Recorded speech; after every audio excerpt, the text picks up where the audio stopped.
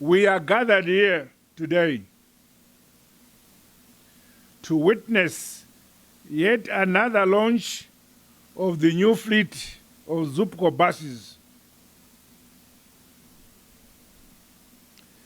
Manzwa vachimba ava kuti tinofara taungana tino mufaro. Zvataunganira pano zvinofadza.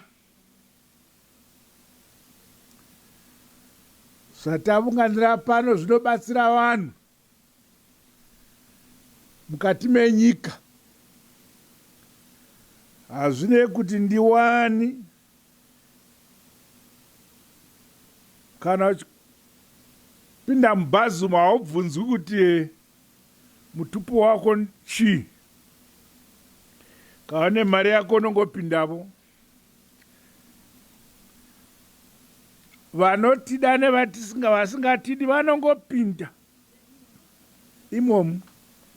Saka izuva rokufara nokuti tiri kuita zvakanaka kumunhu wese. This is in pursuit of our thrust to alleviate transport challenges faced by our people. My government remains committed to ensuring the provision of public transport service that is efficient, reliable, safe, and most importantly, affordable. Also important to us is the need to restore sanity in the public transport sector in the country. My government has entered into arrangements with several manufacturers through government-to-government agreements with countries such as Belarus. Our gathering today, therefore, bears testimony to positive outcome of such engagement and efforts.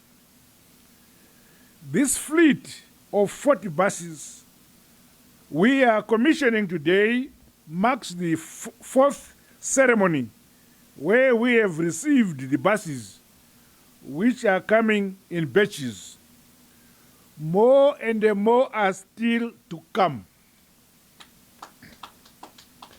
What is significant is what Comrade Julaimo, the minister, has said. Amabhazi makumi mana.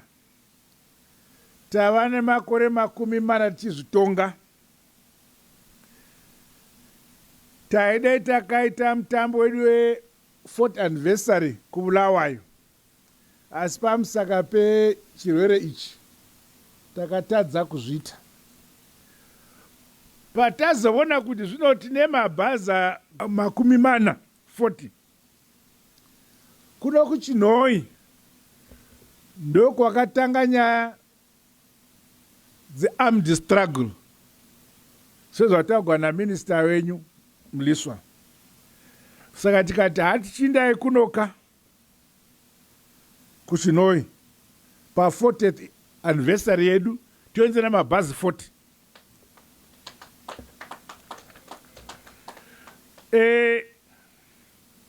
Pamabhazi 40 aya vamoyo minister vataura nechirungu kuti the simple majority. Ona kuti vanhu vakanda chikoro vanonetsa. Ko kungotaura kuti 21 anosara kuno. Kwai simple majority. Saka kana vangaida kunzenga nepamwe ndadudza handiti. Ndadudza. Asi pa 21 ipapa Minister Mliswa wandere Professor Vasimbi pano revana vechikoro.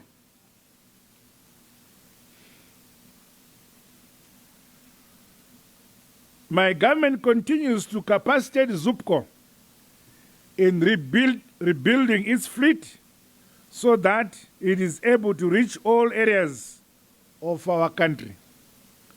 We are mindful that the designs of the current fleet may not be suitable for some of our roads. Arrangements have been made with our partners in Belarus to ensure that buses are supplied that are suitably designed to ply rough terrains in the remote parts of our country. Iwa vamwe ndo vatakatuma ikoko ku Belarus kuti vanotaura ma-specification emabhazi anofana kuti afambe munyika medu. Mukaone kuti asingafambi zvakanaka akauya asina kugadzikwa zvakanaka mozivawo kusora. Handisini ndakatumayo kuti anotaura zvakanaka. Equally important is the need for the buses to be also compatible with the various groups among our commuting public, such as those with physical disabilities. Ndofunga kuti vamoyo pavakaronga kuti mabhazi anofana kumira sei vakabvisa mundangariro izvozvi. The launch of these buses in Chinhoyi is a clear demonstration of the commitment by the government towards devolution policy. We shall therefore continue to guarantee inclusive growth through addressing multifaceted development gaps in the implementation of our devolution agenda.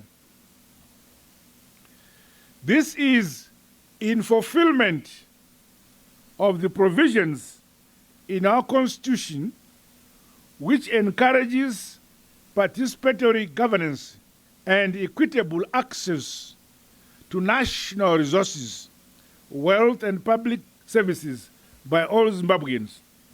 Takataura kuti ma-province mamwe na mamwe maimliswa. Provincial minister umwe na umwe ne-province yake anafana GDP yake. Mukatarira nhasi mbepara nhasi reHerald, vokumasvingo vativo vawana madiamonds akawandisa negold yakawandisa. Saka minister uko akati masvingo atova mberi kwemaprovince ose. Saka vari kutotsvaka kuti ingavatevera ndeipi. Tikati mwana uyu hazvisati zvambochekwa. Asi akutoshambadza kuti asiya mamwe maprovince. Saka chinzwa izvozvo izvo. As a government, we are now working on innovative models which will see the establishment of a sound financial base for each provincial and metropolitan council and local authority. The models will be premised on growth and development being initiated and implemented by provinces, with the central government playing a facilitator role. To that end, the next launch of a new fleet will be in another province so that there is equitable access to the public mass transport system by all the 10 provinces of our country. As toda kuti nokuti mamaprovinsi takatanga nokubulawayo, takatanga muHarare, tikaenda Bulawayo. Our pane logic yokuti Harare is the biggest city, the next biggest city iBulawayo.